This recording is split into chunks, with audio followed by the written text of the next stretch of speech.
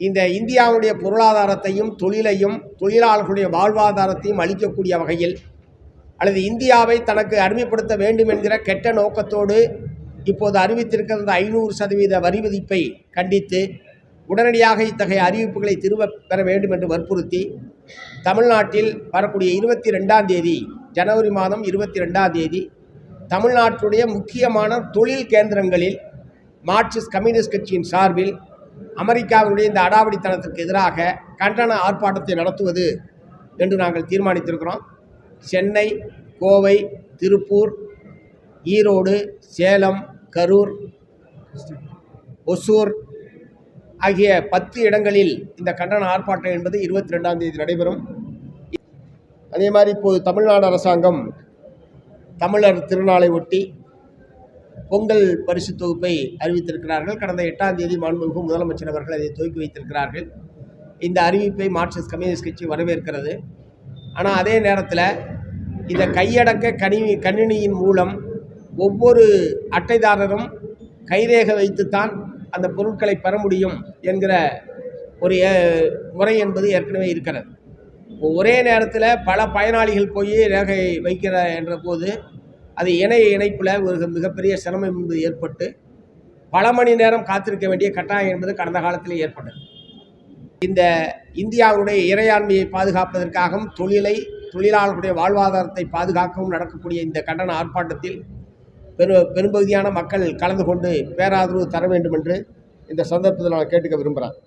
அதாவது பாரதிய ஜனதா கட்சியை பொறுத்தவரை தங்களுடைய எதிரிகளை பழிவாங்குவதற்கும் அல்லது தனக்கு எதிரானவர்களை தங்கள் அணிக்கு வளைத்து கொள்வதற்கும் சாம பேத தான தண்டம் என்று சொல்லக்கூடிய எல்லா விதமான வழிமுறைகளையும் அவர்கள் கடைபிடித்து கொண்டிருக்கிறார்கள்.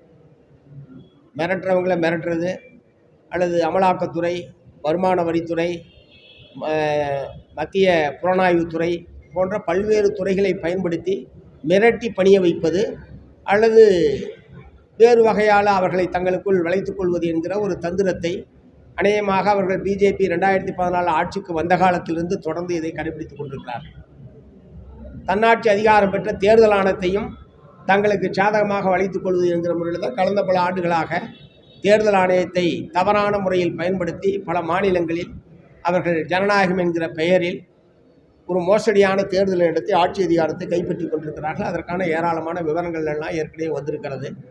தேர்தல் ஆணையர் நியமனத்திலேயே விதிமுறைகளை மாற்றி உச்சநீதிமன்ற தலைமை நீதிபதிக்கு பதிலாக ஆளுங்கட்சியை சார்ந்தவர்களை 2 பேர் இருக்கலாம் என்று கொண்டு வந்து பெரும்பான்மை என்கிற பெயரில் அவர்களுக்கு வேண்டிய நபர்களை தேர்தல் ஆணையர்களாக நியமித்துக் கொள்வது என்கிற நடைமுறையை இப்போது அவர்கள் கொண்டு வந்து விட்டார்கள். அதே மாதிரி ஜனநாயகன் படத்தை பொறுத்தவரை தணிக்கை வாரியம் நடந்து கொண்டது உண்மையான கண்டனத்துக்குரியது. ஏனென்றால் மொத்தமே 5 பேர் தான் அதில் இருக்கிறாங்க.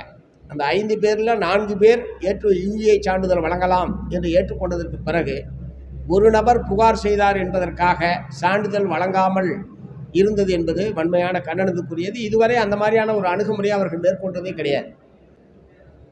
இதுதான் முதல் முறை. யாரோ ஒருத்தருக்கு ஒரு மாறுபட்ட கருத்து இருக்கிறதுனால 4 பேர் சொன்னதை எப்படி மாற்ற முடியும்? ஆனால் இதில் வேண்டுமென்றே தான் அது அப்புறம் அதுக்கப்புறம் நீதிமன்றத்துக்கு போய் நீதிமன்றத்தில் வழக்கு நடந்து தனி நீதிபதி யூஏ சான்றிதழ் வழங்கலாம் என்று நேற்று காலையில் அவர் தீர்ப்பு வழங்குகிறார். உடனடியாக சென்சார் போட நாங்கள் மேல்முறையீட்டுக்கு சொல்கிறோம் என்று சொல்கிறார். இதுவரைக்கும் திரைப்படத்தில் எந்த ஒரு திரைப்படத்துக்காவது சான்றிதழ் வழங்குகிற விஷயத்தில் மேல்முறையீட்டுக்கு இதுவரைக்கும் தணிக்கை வாரியம் சென்றிருக்கிறதா என்று நான் கேட்க விரும்புகிறேன். இது என்ன அவ்வளோ முக்கியமான பிரச்சனையா? நீங்கள் யூ சான்றிதழ் வாங்கலாம், ஏ சான்றிதழ் வாங்கலாம், யூஏ சான்றிதழ் வழங்கலாம். ஏதாவது ஒரு சான்றிதழ் வழங்குவதற்கு பதிலாக இதில் உயர்நீதிமன்றத்தில் மேல்முறையீடு செய்வது எதற்காக செய்கிறார்கள்? இது வேண்டுமென்றே காலம் கடத்துவது அல்லது பழி வாங்குவது, இந்த பொங்கல் அன்றைக்கு அந்த படம் ரிலீஸ் செய்வது என்பதை தடுப்பது என்கிற நோக்கத்தோடு தான் அந்த தணிக்கை வாரியம் உடனடியாக மேல்முறையீட்டுக்கு சென்றிருக்கிறது. மேல்முறையீட்டில் நீதிபதி என்ன பண்ணுறாருன்னா, நாளைக்கு திங்கக்கிழமையே கூட அந்த வழக்கை எடுத்துகிட்டு இருக்கலாம். அவர் 21ஆம் தேதிக்கு அந்த வழக்கை தள்ளி போடுறார். மற்ற பல வழக்குகளில் அவசரமாக விசாரிக்கக்கூடிய நீதிமன்றம், அவசியமில்லாத பல வழக்குகளில் இரவு நேரத்திலே கூட நீதிமன்றத்தை நடத்தி தீர்ப்பு வழங்கக்கூடிய நம்முடைய தமிழ்நாட்டு நீதிமன்றங்கள், இது பல நூறு கோடி கணக்கான ரூபாய் முதலீடு சம்பந்தப்பட்ட பிரச்சனை. ஏற்கனவே விளம்பரம் செஞ்சாச்சு. இந்திய நாடு முழுவதும் விளம்பரம் செஞ்சு அந்த படத்தை ரிலீஸ் பண்ணுறதுக்கான ஏற்பாடு பண்ணியாச்சு, விளம்பரங்கள் செஞ்சாச்சு. ரசிகர்கள் பூரா லட்சக்கணக்கில் எதிர்பார்த்து காத்து கொண்டிருக்கிறார்கள். இத்தகைய ஒரு பிரச்சனையில் தேவையில்லாமல் ஒரு 10 நாட்கள் கழித்து இந்த வழக்கை விசாரணைக்கு எடுத்துக்கொள்வது என்று உயர்நீதிமன்றம் முடிவு செய்திருப்பது என்பதும் ஏதோ உள்நோக்கத்தோடு செய்திருப்பதாகவே கருத வேண்டியிருக்கிறது. மூன்றாவது, இவ்வளோ பெரிய அக்கிரமத்தை அவங்க இழைக்கிறாங்க, இவ்வளோ பெரிய வேண்டுமென்னே பண்ணுறாங்க என்பது ஊர் உலகமே பேசிக்கிட்டு இருக்கு. ஆனால் சம்பந்தப்பட்ட ஜனநாயக படத்தினுடைய கதாநாயகன் வாயே திறக்காமல் இருக்கார். இதுவரைக்கும் வாயே திறக்கல.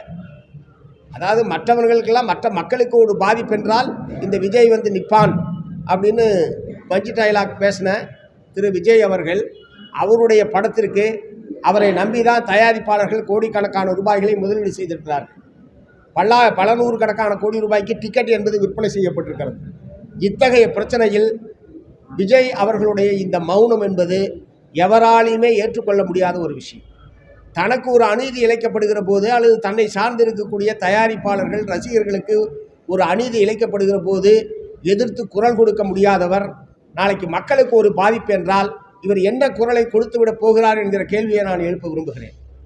அவர் ஒரு சராசரி நடிகராக இருந்தால் பிரச்சனையே இல்லை. எத்தனையோ படத்துக்கு தடை விதிக்கப்பட்டிருக்கிறது, எத்தனையோ படத்துக்கு சான்றிதழ் வழங்குவதற்கு காலதாமதம் என்பது செய்யப்பட்டிருக்கிறது. இப்போது அவர் ஒரு கட்சியினுடைய தலைவர் என்கிற முறையில் இந்த பிரச்சனையில் அவர் இப்படி மௌனமாக இருப்பது என்பது ஏற்றுக்கொள்ள முடியாத ஒரு விஷயம்.